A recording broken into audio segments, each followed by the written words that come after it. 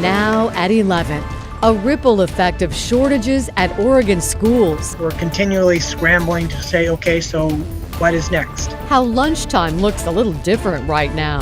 Plus, a major milestone for Oregon after one of the largest counties reaches an 80% vaccination rate. But not all are even close to that goal. We've tried everything we can to encourage people to get vaccinated. I wanted to send a clear message to him as to who he did this to. Mrs. Claus wants justice after a man fakes a good deed only to become a Grinch instead.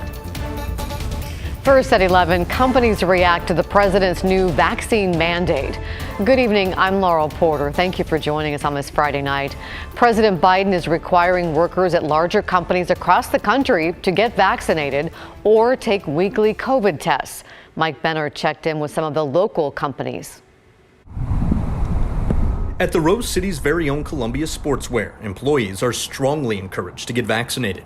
CEO Tim Boyle's a big fan of doing everything possible to slow the spread of COVID-19. So much so, the company has offered employees incentives to roll up their sleeves. We thought they were encouraging enough. They weren't. Boyle's push to get his workforce vaccinated is getting a boost from none other than President Biden. I know there's a lot of confusion and misinformation.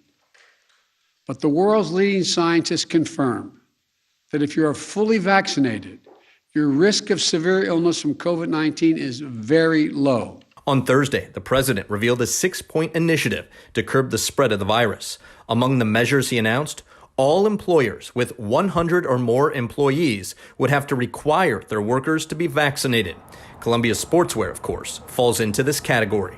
It's so important, and it's so good to have a leader stepping forward and saying, listen, we've got to do this as a nation, and that's going to be critical, and I'm just thrilled with it. As part of the president's plan, employees who refuse the vaccine will have the option to get tested weekly, to which Boyle had this to say. We're still working through the Bureau of Labor focused rules, which we don't know what they are specifically, but we'll comply with them, whatever they are.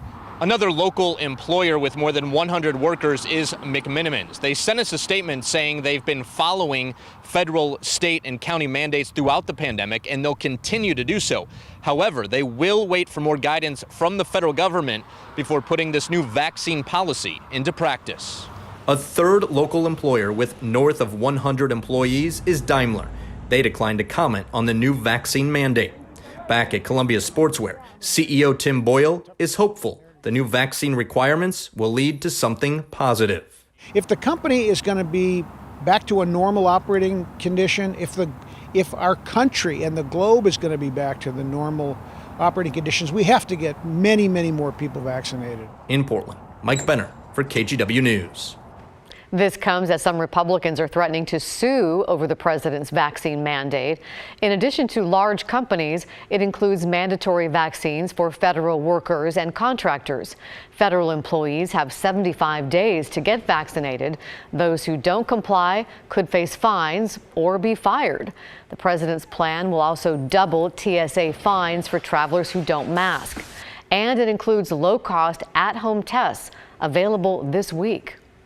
Here in Oregon, there's a new lawsuit challenging Governor Brown's vaccine mandates. 6 people are behind it. They say they don't need the vaccine because they already had COVID and have natural immunity. Those involved in the suit have jobs that will be impacted by the governor's mandate. The CDC recommends vaccines even for people who have previously had COVID. We are one step closer to reaching Oregon's goal of vaccinating 80% of adults in each county. Washington County, the second most populated county in the state, is the first to reach that milestone. There are over 479,000 adults in Washington County eligible to get the COVID-19 vaccine. And now, just more than 80% of them have received at least one dose. What's helping to get there? Multiple vaccine clinics. I think what's been most important for our vaccination outreach and events is that they really have been co-created with our communities and designed to answer questions. Lake County in southern Oregon is the least vaccinated county, with just over 40% of adults getting the first dose. The remote county only has roughly 7,000 people. Since the pandemic hit, supply chain issues have impacted just about every part of our world. Now that includes what your kids eat at school. Catherine Cook reports. Breakfast at Powell Valley Elementary in Gresham.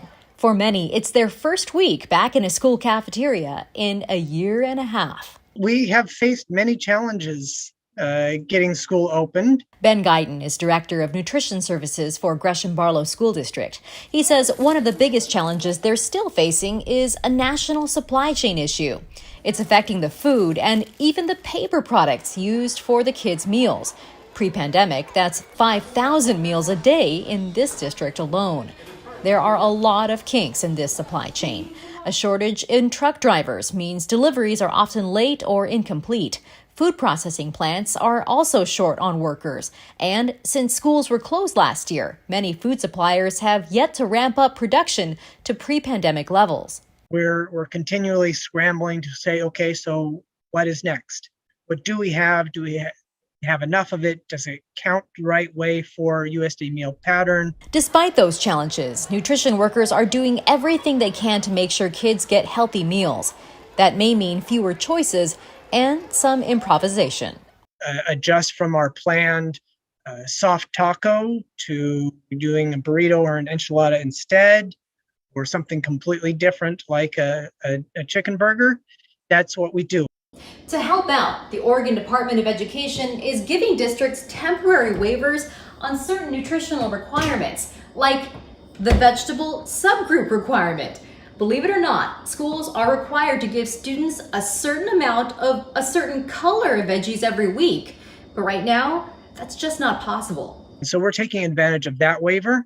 Guyton says even with all of these unexpected challenges, come mealtime, every one of them is worth it. They're big smiles behind masks and getting their thumbs up when I walk around the lunchroom. Catherine Cook, KGW News. They are worth it. And that's not the only shortage schools are facing. We now know Portland Public Schools are down 86 bus drivers. The shortage is already creating major challenges for students trying to get to class. Yesterday, students on 9 different bus routes were not picked up. The district also says it's seen an increase in drivers calling out.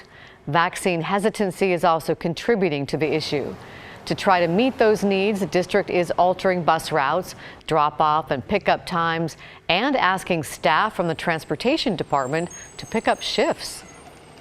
New at 11, a woman with disabilities who was robbed while a man pretended to help her on her mobility scooter has a message for the thief. Carrie Whitman, aka Mrs. Claus, wasn't wearing this outfit when it happened. It was September 1st, about 10 p.m. at the Fuller Mac station in Happy Valley. Take a look at the video. She says her scooter battery was low, so a man helped push her onto the platform. Then, after helping her, he pulled her purse off the back of his scooter, stuffed it into the garbage can, then came back to pick it up later. Whitman, who's been portraying Mrs. Claus in the Pioneer Courthouse Square tree lighting ceremony for 16 years, has this message for the man now on her naughty list. I wanted him to look at me and know that you don't steal from anyone who's disabled, first of all, and second of all, you don't steal from Mrs. Claus. Now, I want this young man to call Clackamas Police or Clackamas Sheriff, turn himself in, bring my purse with everything back in it, and accept the punishment for it. And then he might get back on the nice list. Fortunately, she was able to cancel all of her credit cards, but warns others with disabilities to lock their backpacks. Anyone with information should call the Clackamas County Sheriff's Office tip line. You don't want to mess with Mrs. Claus, right?